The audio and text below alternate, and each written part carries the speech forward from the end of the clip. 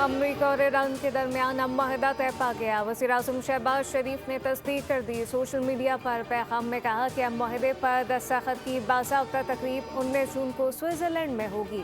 फरीक़ैन ने तमाम महाज़ों पर फ़ौजी कार्रवाइयाँ फौरी या मुस्तकिल तौर पर ख़त्म करने का ऐलान किया है। माहिदे में लबनान समेत तमाम महाज़ों पर कार्रवाइयाँ रोकना शामिल है।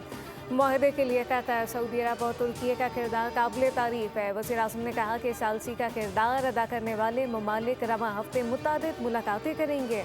मुलाकातों में माहिदे पर अमल दरामद से कबल तकनीकी अमूर पर मुशावरत होगी।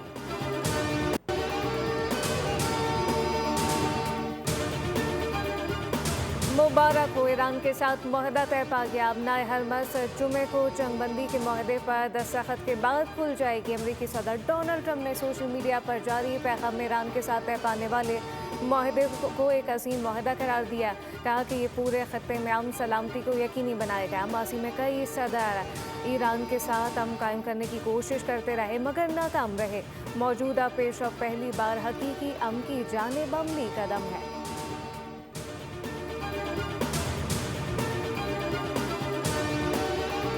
ईरान ने भी अमेरिका के साथ अब माहिदे पर इत्तफाक की तस्दीक कर दी। नाइब ईरानी वज़ीर ख़ारजा कासिम ग़रीबाबादी ने कहा कि मुफ़ाहमती याददाश्त का मतन हतमी तौर पर दे दिया गया और इसकी मंजूरी भी दे दी गई है। इस्लामाबाद कोर्ट पर दस्तखत जुमे को स्विट्ज़रलैंड में होंगे। कासिम ग़रीबाबादी ने वाज़ेह किया कि अगर माहिदे की खिलाफ वर्जी हुई तो ईरान खुद इक़दाम करेगा। खातमुल अंबिया हेडक्वार्टर्स ने ईरानी कौम को मुबारकबाद देते हुए कहा कि अल्लाह के हुक्म से अमेरिका और इसराइल को शिकस्त फाश हुई। ईरानी कौम की मर्जी दुश्मन पर मुसल्लत कर दी गई। मुसल्लह फाश और मुज़ाहमतकारों की साबित कदमी को खराज तहसीन पेश किया गया।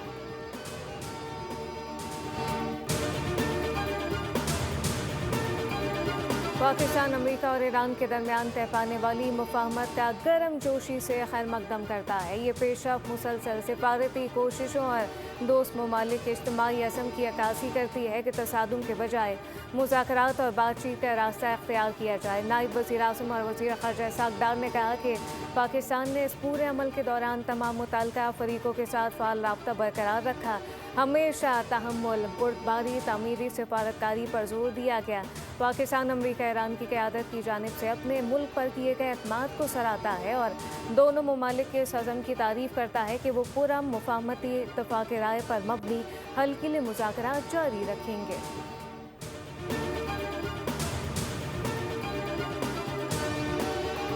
ईरान और अमेरिका के दरमियान 14 निकाती मुफ़ाहमती मुसव्वदे की तफ़सीलात सामने आ गई।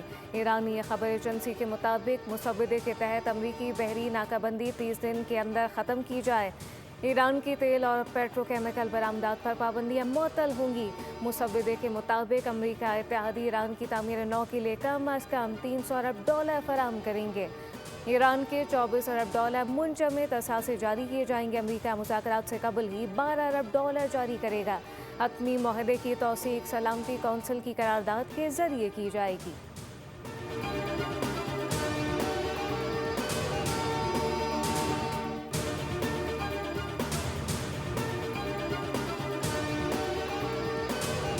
अमेरिका और ईरान के दरमियान मुआहदा तय पाने के बाद आलमी मंडी में खाम तेल की कीमतों में 5% कमी आ गई।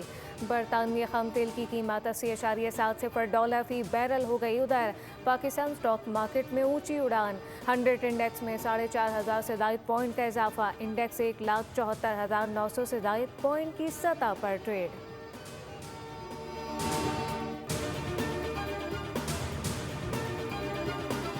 और सरमाएकारों का एतमाद स्टॉक एक्सचेंज के हॉल में गूंजने लगा। एक साल में 10 IPP से स्टॉक मार्केट में हो चुकी हैं, जबकि पाकिस्तान जैसा मुनाफा दुनिया के किसी मुल्क की स्टॉक मार्केट में नहीं। जबकि वफाकी वज़ीर ख़जाना मोहम्मद औरंगज़ेब का पाकिस्तान स्टॉक एक्सचेंज में तकरीब से ख़िताब, कहा कि चाइनीज़ कंपनियों ने पाकिस्तान में बेहतरीन काम किया। CPEC के दूसरे फेज़ में भी चीन पाकिस्तान की मदद कर रहा है। वज़ीर-ए-आज़म के चीन के दौरे के दौरान CPEC B2B हो गया और पाकिस्तान और चीन के दरमियान ताल्लुकात में मज़ीद बेहतरी आ रही है।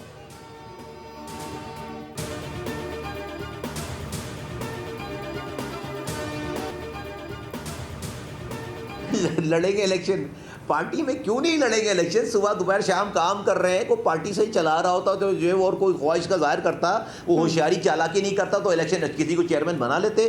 चल ही नहीं रही पार्टी, क्यों नहीं लड़ेंगे इलेक्शन? को अल्ताफ हुसैन है कोई यहाँ पे, या कोई इमरान खान है, या कोई जो है वो नवाज शरीफ है, या कोई जरदारी साहब है, इलेक्शन नहीं लड़ेंगे? अभी जमहूरियत है यहाँ पे भाई, और किसी का सब अपने अपने जो है वो किरदार को, अपनी कारकर्दगी को पलड़े में डालें। अल्लाह ने चाहा तो इंशाल्लाह ताला मुस्तफा कमाल के ही पलड़ा भारी होगा, तो बिल्कुल लड़ेंगे जी इलेक्शन। MQM में अगर इंट्रा पार्टी इलेक्शन हो तो कारकर्दगी और किरदार में मेरा पलड़ा सबसे भारी होगा। वफाकी वजीर मुस्तफ़ा कमाल का बोल के programme debate with Nadia Mirza में बड़ा दावा।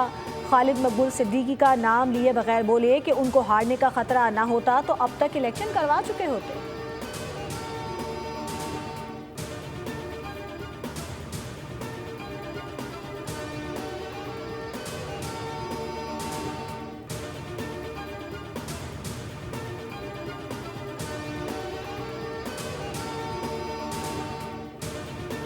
MQM और PP भी आमने सामने। खालिद मकबूल सिद्दीकी के सिंध हुकूमत पर ताक ताक कर वार। कहा कि PP ने माजी में हमारे मेयर को काम नहीं करने दिया, आज अपने मेयर के दौर में भी कराची के मसाइल हल नहीं हो रहे। वज़ीर आला सिंध का भी रद्द अमल। कहा कि शहर ऐसे लोगों के हवाले रहा जो काम करना नहीं चाहते थे। MQM अंदरूनी इख्तिलाफात का शिकार है, पहले अपने घर को संभाले।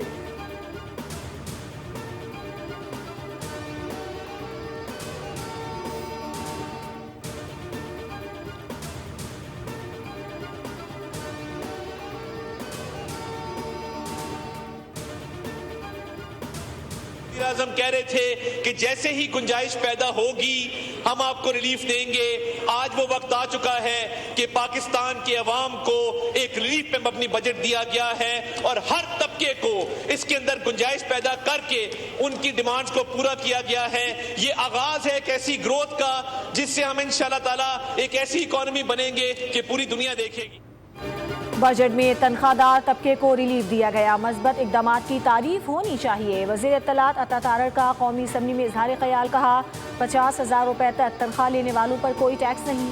1 लाख रुपए तक आमदन पर सिर्फ 1% टैक्स आयद किया गया। हुकूमती इकदाम से महंगाई सिंगल डिजिट पर आ चुकी है। तरसीलात ज़र ने रिकॉर्ड कायम किया। मईशत इस्तेहकाम की जानिब गामज़न है।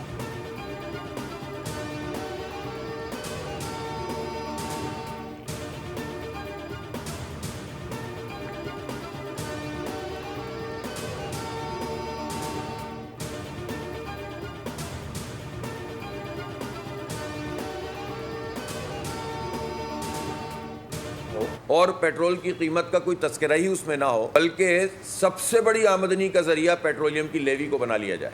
तो मकसद तो था पेट्रोलियम डेवलपमेंट लेवी, लेकिन गवर्नमेंट ने रिफाइनरीज को अपग्रेड नहीं किया और ये सारे के सारे पैसे इन्होंने अपनी नाअहली छुपाने के लिए इस्तेमाल किए। हुक्मरान जमातों में कोई हकीकी इख्तिलाफ नहीं, सिर्फ मफादात के हुसूल की जंग जारी है। अमीर जमात इस्लामी हाफिज नईमुर रहमान की हुकूमत पर तनकीद। कहा कि हुकूमत खुद एतराफ़ करती है मुल्क IMF के दबाव में है। बिजली, गैस और पेट्रोल की कीमतों में इजाफे का बराह रास्त बोझ आवाम पर पड़ता है। पेट्रोलियम लेवी को हुकूमती आमदन का बड़ा जरिया बना दिया गया है।